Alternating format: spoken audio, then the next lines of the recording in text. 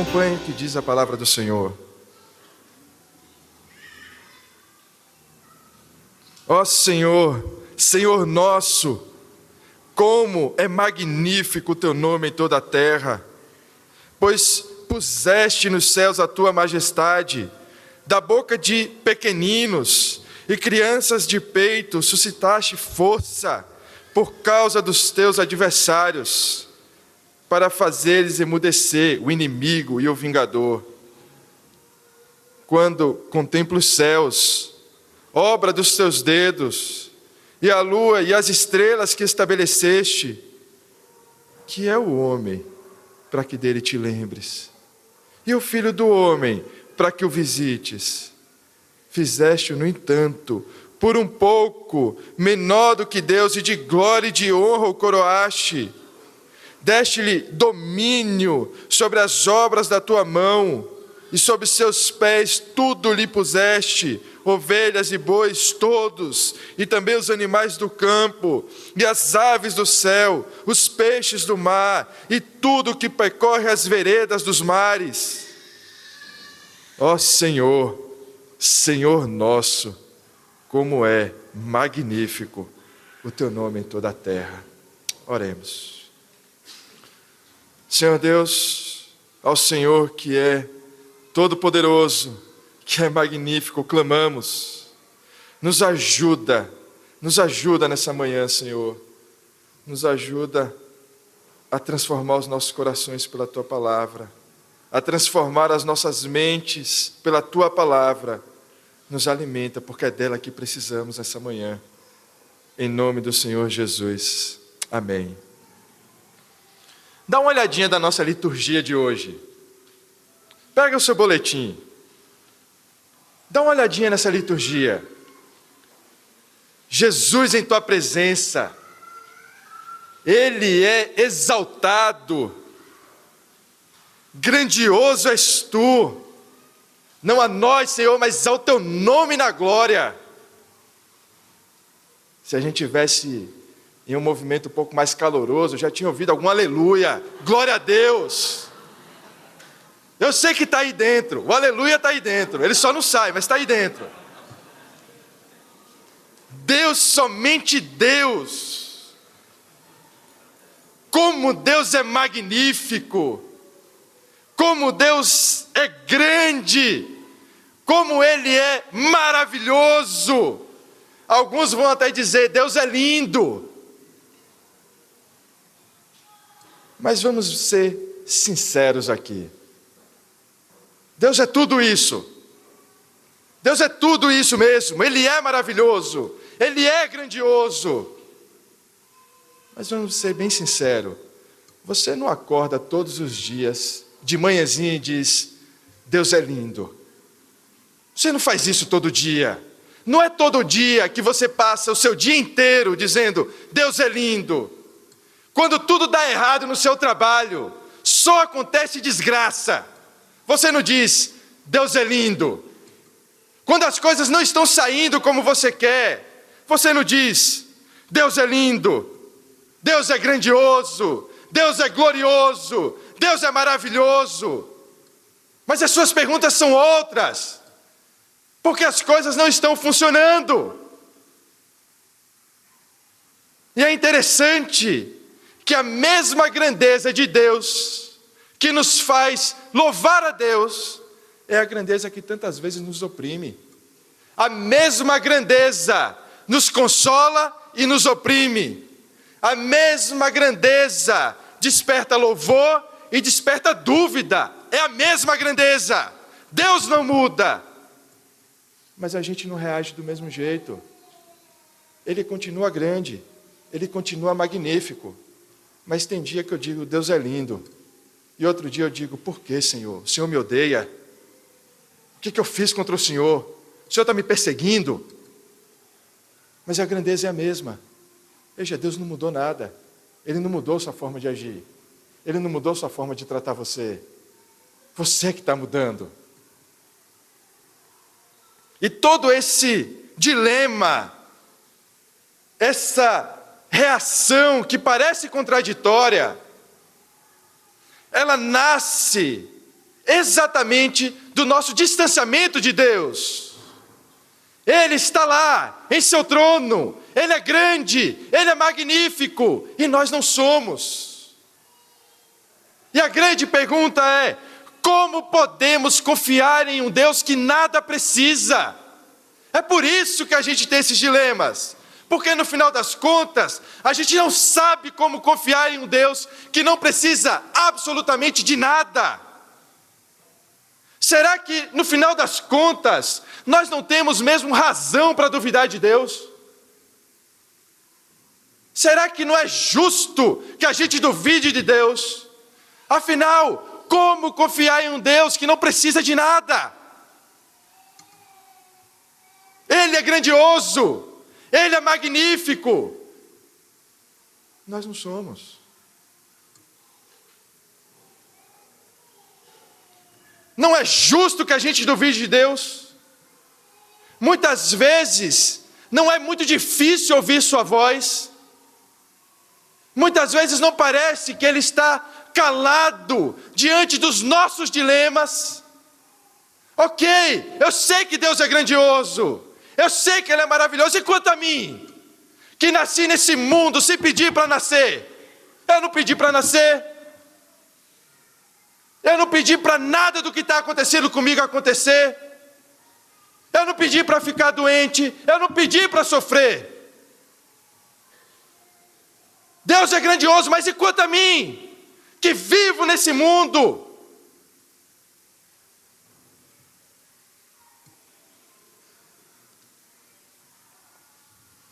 Se pelo menos Deus aceitasse alguma barganha, se pelo menos a gente pudesse negociar com Deus, mas nem isso,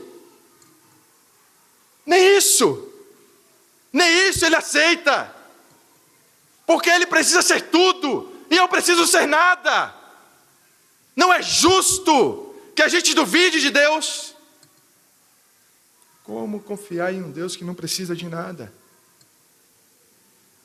Como confiar em um Deus que tem tudo, que nada aceita, não aceita barganha, não tem negociação com Deus? E não tem negociação com Deus porque não tem nada, absolutamente nada, que você tenha que Ele precise. Ele não precisa de você. Ele não precisa de você aqui na igreja. A igreja não está aqui porque você está aqui. Você estando aqui ou não, quem reina aqui é Cristo, e Ele sustenta a sua igreja. Ela não depende de você. Ela não depende do talento de nenhum presbítero, da eloquência de nenhum presbítero, de nenhum membro, de nenhuma contribuição. Deus não aceita barganha. Não tem nada que a gente possa oferecer. Como confiar em um Deus que de nada precisa?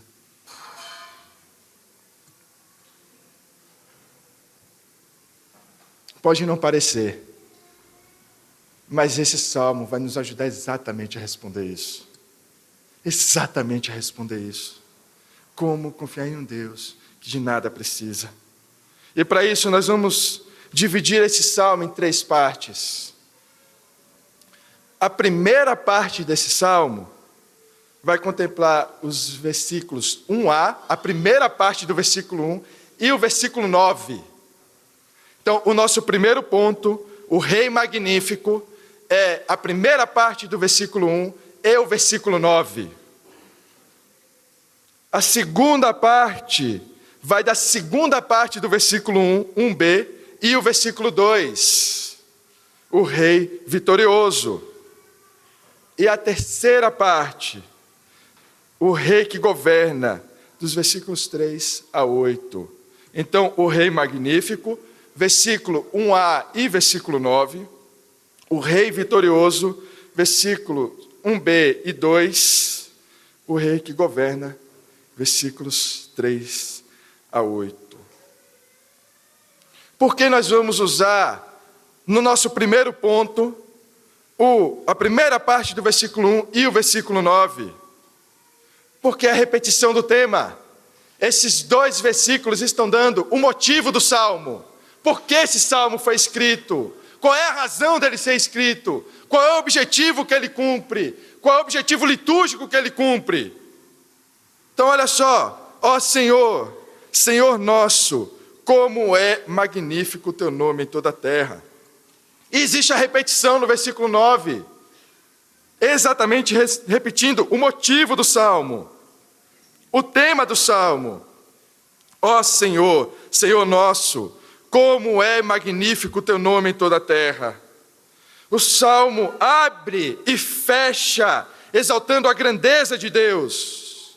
E é interessante que o nome utilizado aqui para Senhor, o nome que está lá, é o mesmo nome que aparece em Êxodo 3,14. Eu sou. O que está escrito aqui, ó Senhor, Senhor nosso, está escrito, ó eu sou, como é magnífico o teu nome em toda a terra.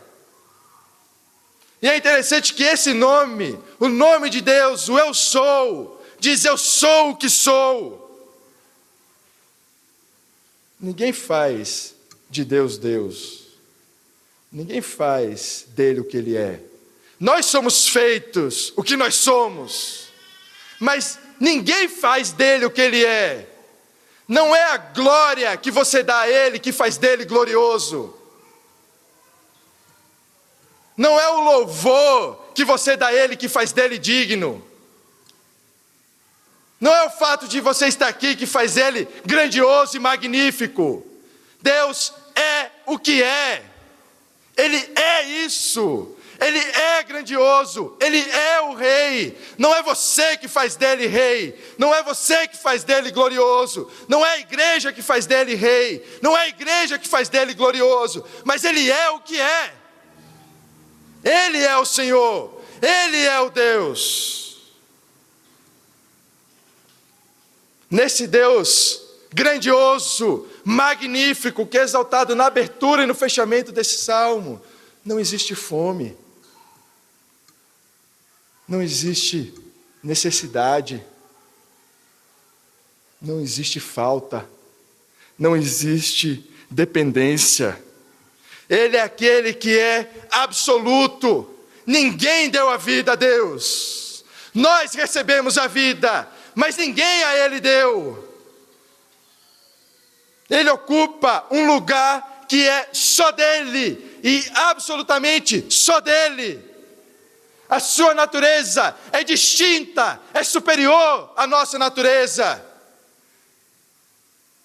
Por permanecer em um lugar que pertence só a Ele, esse Deus magnífico não tem inimigos viáveis. Não existe aquele dualismo, e a gente já repetiu isso aqui várias vezes. Não existe aquela guerra cósmica de uma batalha de poderes iguais, onde se a gente não trabalhar pelo reino de Deus, Deus a qualquer momento pode ser derrotado. Não, a Bíblia diz que o inimigo já está derrotado. Ele já está derrotado, ele já está vencido. Não existe inimigo viável para Deus. Não existe poder comparável. Não existe natureza comparável. Não existe grandeza comparável. Ele é o Rei magnífico.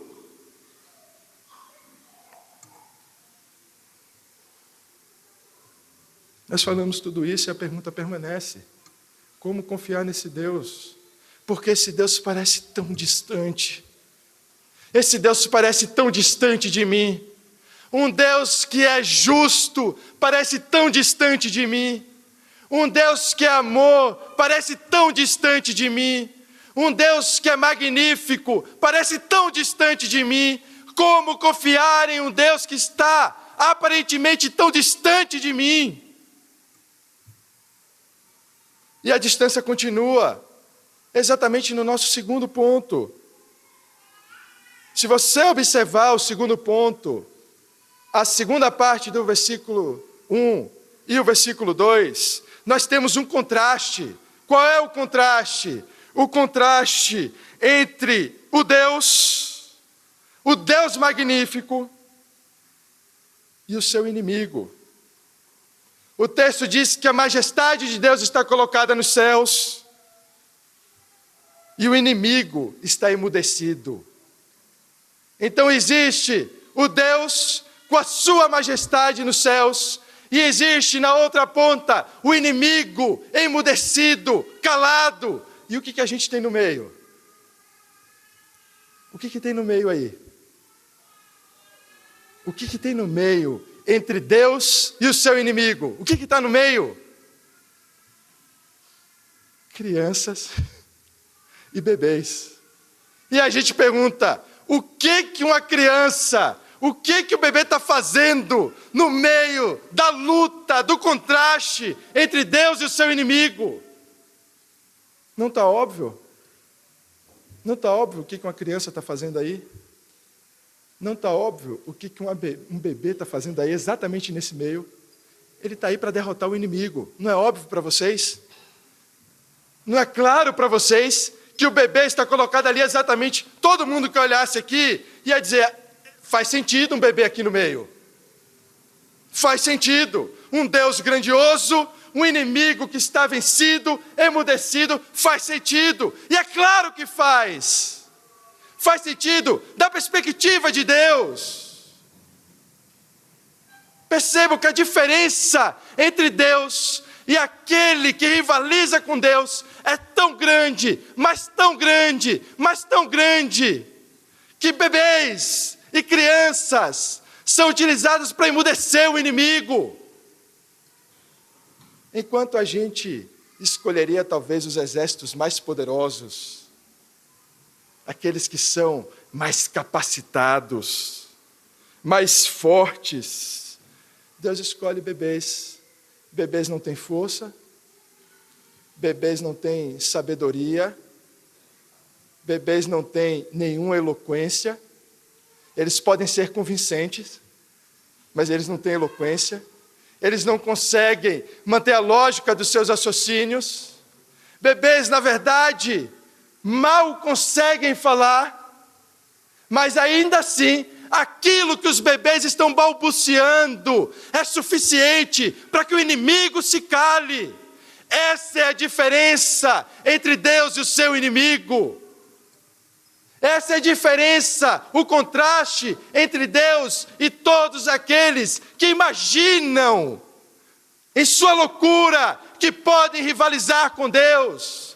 Apenas o balbuciar de bebês, sem eloquência, é suficiente para que o inimigo se cale. A gente precisa lembrar disso quando a gente quiser fazer alguma coisa como uma igreja relevante. A gente precisa lembrar que Deus vence o inimigo, não através da força, mas através da fraqueza.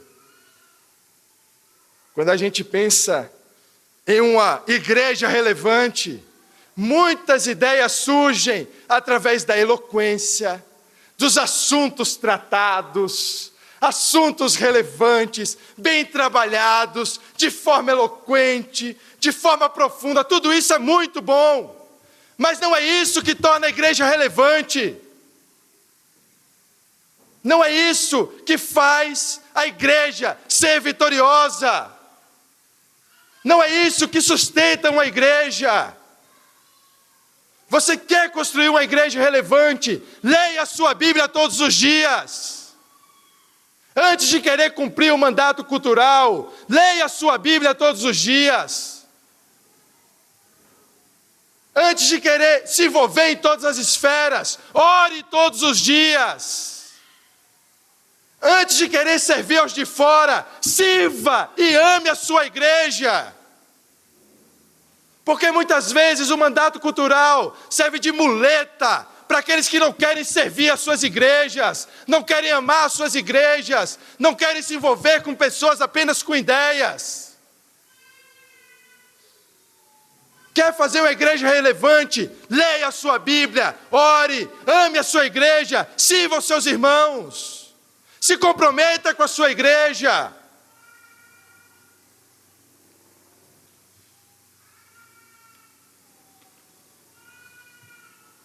Nós temos ainda um terceiro contraste. Perceba o movimento do salmista. Ele está exaltando a glória de Deus, a grandeza de Deus, aquilo que nós chamamos de transcendência, o distanciamento de Deus. Ele está mostrando esse distanciamento, essa grandeza na relação entre Deus e o seu inimigo. Como o rei é vitorioso, mesmo através da fraqueza, mesmo através da falta de sabedoria e eloquência.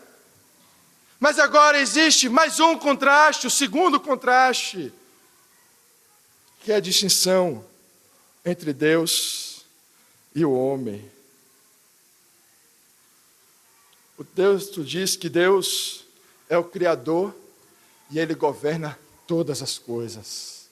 A imagem do Salmo é belíssima, porque mostra que Deus colocou todas as coisas em seus devidos lugares.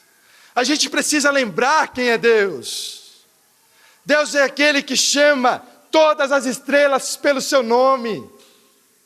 É aquele que chama à existência as coisas que antes não existiam. Nós criamos através da transformação da matéria existente. Mas Deus cria a partir do nada, do absoluto nada. Ele chama à existência aquilo que antes não existia. Ele é o Criador, e não só o Criador, Ele governa todas as coisas estão exatamente no lugar que Ele colocou.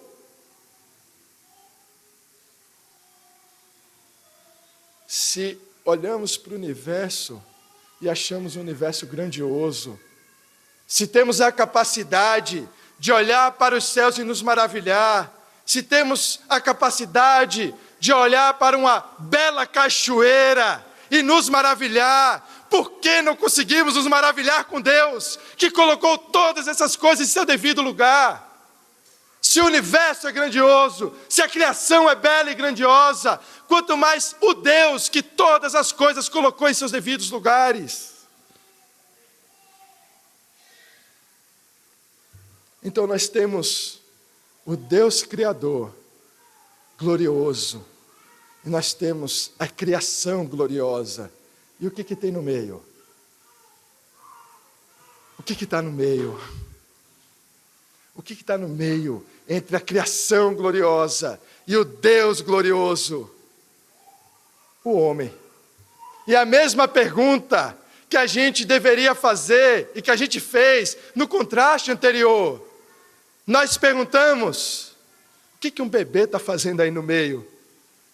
E olhando para vocês não parecia tão óbvio, mas também não é óbvio, porque o homem está aqui no meio, entre Deus e a sua criação gloriosa.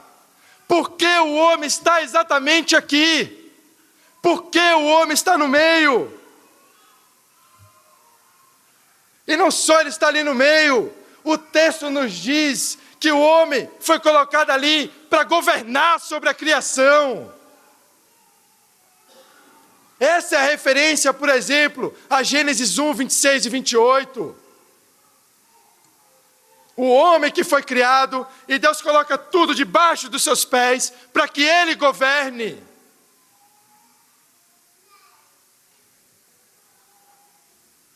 Mas o homem, Senhor, o homem, o Senhor tem certeza que o homem é uma boa escolha para governar? Não seria melhor um jumento? Ou qualquer outro animal? O homem. Tem tanto animal bonzinho. Você vai colocar o pior de todos, o homem. Tem certeza que isso é uma boa ideia?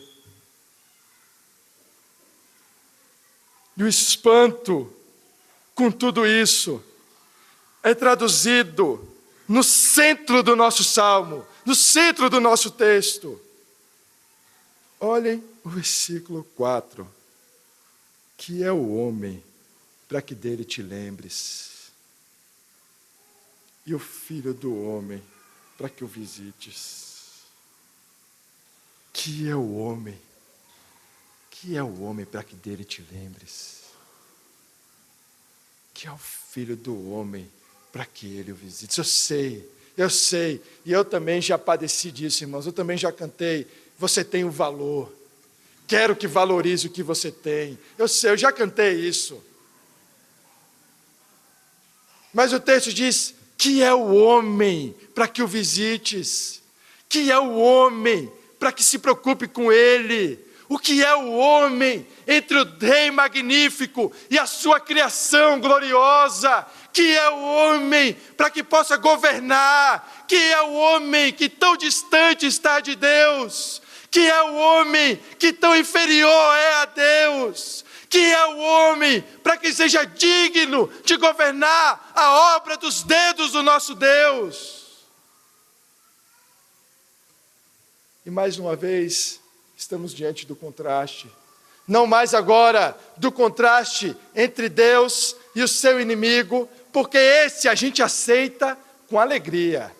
Isso mesmo, o Senhor é maior que o inimigo. O Senhor é vitorioso sobre o inimigo. Isso a gente aceita tranquilamente.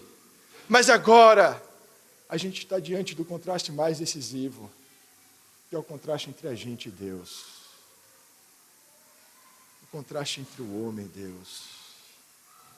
E é interessante que esse contraste, esse distanciamento, essa separação de natureza entre Deus e o homem, pode nos gerar respostas diferentes.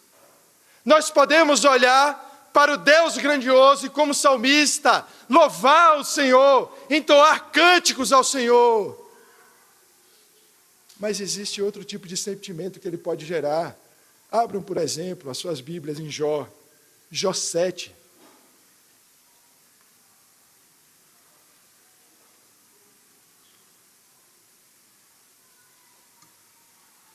Jó 7:17. Olha a pergunta que está aí. Que é o homem? Que é o homem? Para que tu lhes dê tanta importância, para que des a ele atenção, para que a cada manhã o visites, e que a cada momento o ponhas à prova. Até quando não desviarás de mim o teu olhar? Até quando não me darás tempo de engolir a minha saliva? Se pequei, que mal fiz a ti, ó espreitador da humanidade?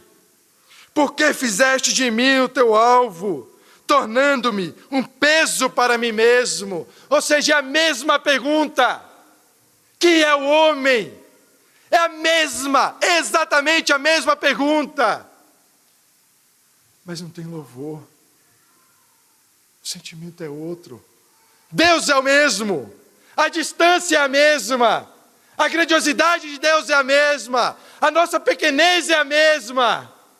A pergunta é a mesma. Mas as reações são diferentes. Mais uma vez, abra ainda em Jó 15.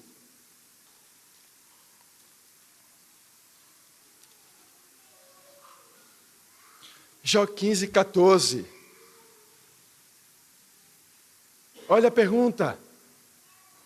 Olha a pergunta. Que é o homem? Que é o homem para que seja puro? E o que nasce de mulher para ser justo? Eis que Deus não confia nem nos seus santos, nem os céus são puros aos seus olhos. Quanto menos o homem, que é abominável e corrupto, que bebe a iniquidade como a água.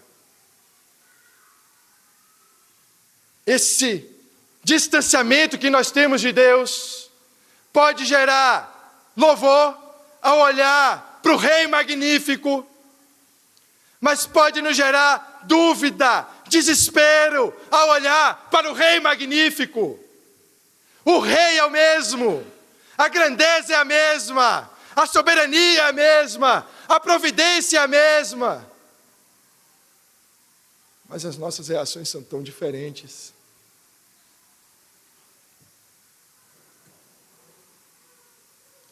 Como seria mais fácil se Deus precisasse de nós? Como seria tudo mais fácil?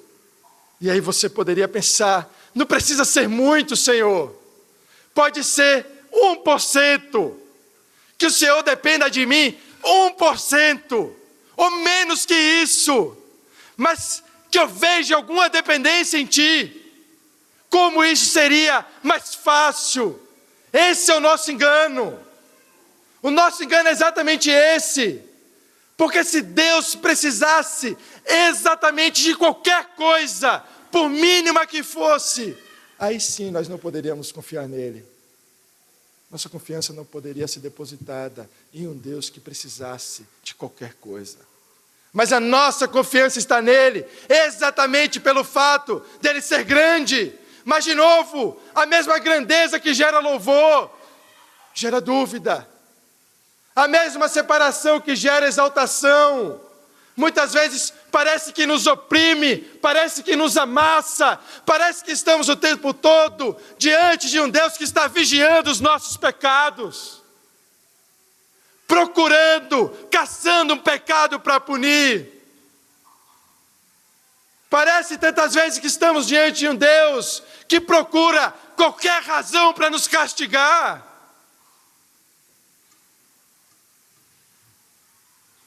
Mas veja, isso acontece da nossa perspectiva, porque o rei é o mesmo, a grandeza dele é a mesma, o poder dele é o mesmo. Nós é que somos pequenos demais. Nós é que somos cegos demais.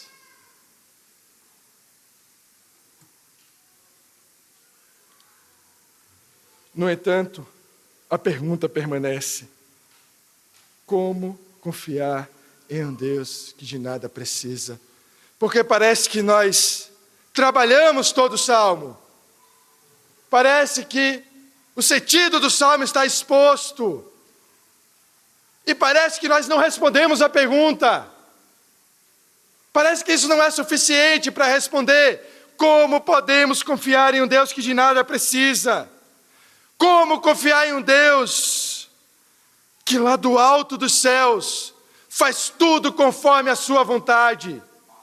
Como confiar em um Deus que não presta contas para ninguém? Ele não presta contas para ninguém.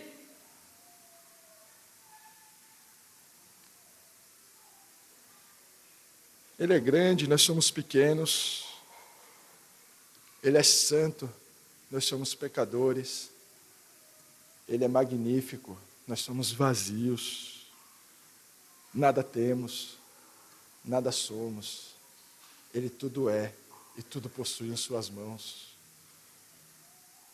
E a gente pode olhar para esse Deus, se Ele tudo é, se Ele tudo possui, se todo o poder é dEle, se toda a autoridade é dEle, por que me deixar nessa amargura de mundo? Por que permitir essa vida amargurada? Por que permitir que eu sofra tanto? É fácil olhar aí do seu trono e ver o sofrimento do homem, quando você mesmo não parece sofrer. É fácil, parece fácil para Deus, olhando dos altos dos céus com todo o poder em suas mãos, sem depender de ninguém, sem prestar contas para ninguém, olhar esse mundo e dizer: me obedeçam, cumpram aquilo que eu ordenei.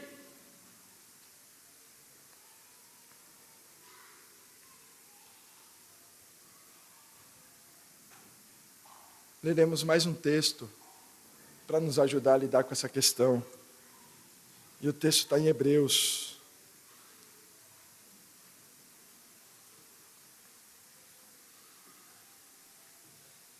Capítulo 2.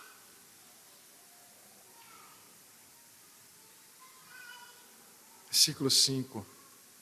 Olha o que diz o texto de Hebreus.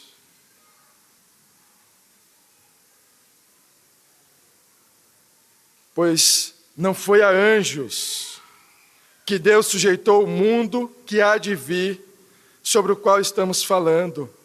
Pelo contrário, alguém em certo lugar deu testemunho dizendo: que é o homem que dele te lembres, ou filho do homem que o visites. Fizeste-o um pouco menor do que os anjos, e de glória e honra o coroaste. Todas as coisas sujeitaste debaixo dos seus pés. Ora, ao lhe sujeitar todas as coisas, nada deixou fora do seu domínio.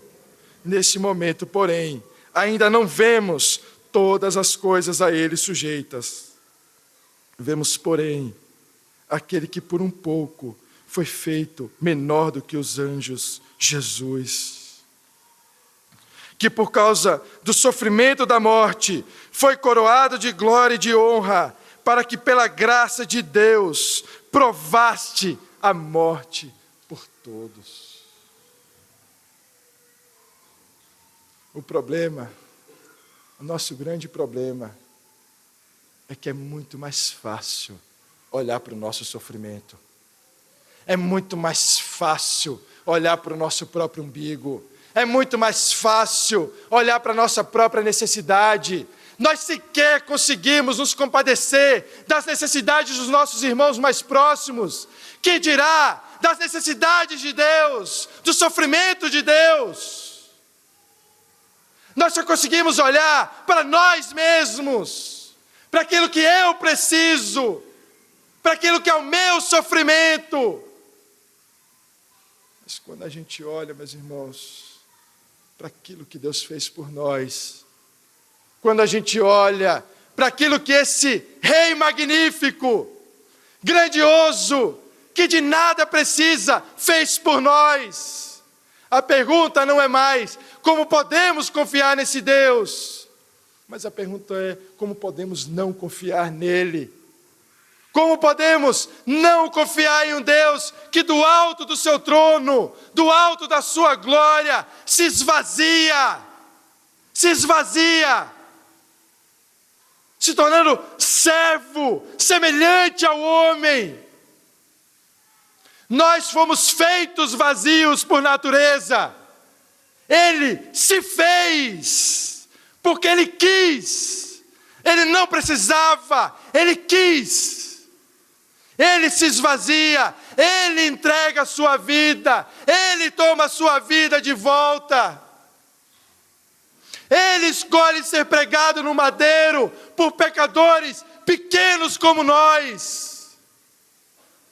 Ele escolhe sangrar, Ele escolhe contar os seus dias. Ele escolhe padecer nesse mundo, Ele escolhe ser tentado nesse mundo. Olhando para tudo isso, como podemos não confiar nesse Deus? Como podemos não confiar nesse Deus que serve os seus inimigos, que lava os pés dos seus discípulos, que lava os pés daquele que lhe trairia? Como não podemos confiar naquele que, tudo possuindo, tudo entrega? Como não confiar em um Deus que do alto da sua glória se inclina para ouvir o clamor de miseráveis como nós? Como não confiar em um Deus que nos permite orar? Como não confiar em um Deus que permite que pecadores como nós dirijam palavras a um Deus santo? Como não confiar em um Deus que do alto da sua glória, o Rei magnífico, ouve palavras balbuciadas, mal pronunciadas, sem sabedoria, de pecadores como nós? Como não confiar em um Deus que ressuscitando, vencendo a morte, diz: eu voltarei, eu não os deixarei, vocês não ficarão órfãos. Nós tendemos a pensar que o Rei magnífico enfatiza apenas o distanciamento de Deus do homem. Mas o que torna o Rei magnífico não é que ele está distante. O ápice é a presença dele. O Rei é magnífico não porque ele está distante, Mas o Rei é magnífico porque Ele está presente. E Deus está presente na sua igreja. Deus está presente no meio do seu povo. Deus não abandona o seu povo. Deus não abandona a sua igreja. No seu sofrimento, Deus não está de olhos fechados. Deus não sabe o que é sofrimento porque nós contamos para Ele. Ele sabe o que é sofrimento porque Ele experimentou o sofrimento. Ele sabe o que é padecer, não porque nós o contamos o que é padecer, mas porque Ele experimentou o que é padecer. Ele experimentou o que é ser rejeitado. Ele experimentou o que é ser rejeitado pelos seus.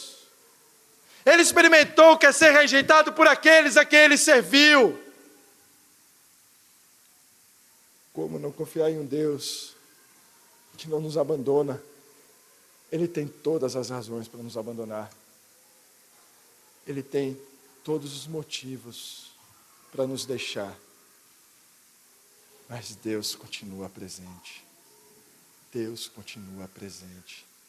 Deus continua presente. Deus está presente aqui. O Senhor está presente. Se você é um cristão e você muitas vezes se esqueceu dessas coisas, você muitas vezes acha que mais uma vez Deus é apenas aquele que está distante, que Deus está te perseguindo, que Deus está te acusando. Lembre-se que o nosso Deus não é apenas um Deus distante, mas é um Deus que sofre. É um Deus que foi pregado no madeiro. É o Senhor que sangrou. É o Senhor que andou entre nós. É o Senhor que comeu com pecadores. É o Senhor que diz: não andeis ansiosos. É o Senhor que diz: venham e eu vos aliviarei. E se você não é um cristão e a sua experiência com Deus é a experiência da acusação, é a experiência apenas da acusação, apenas daquele que parece que está procurando todos os meios de te mandar para o inferno, saiba que a palavra diz que todo aquele que clamar ao Rei magnífico, todo aquele que se voltar a Ele em seu clamor, Ele o ouvirá. Na hora que o Senhor te ouve, meu irmão, na hora que o Senhor te ouve, sua vida não é mais a mesma. Não existe vida que Ele não possa transformar. Não existe clamor que Ele não ouça. Clame ao Senhor e Ele te salvará dos seus pecados. Vamos orar.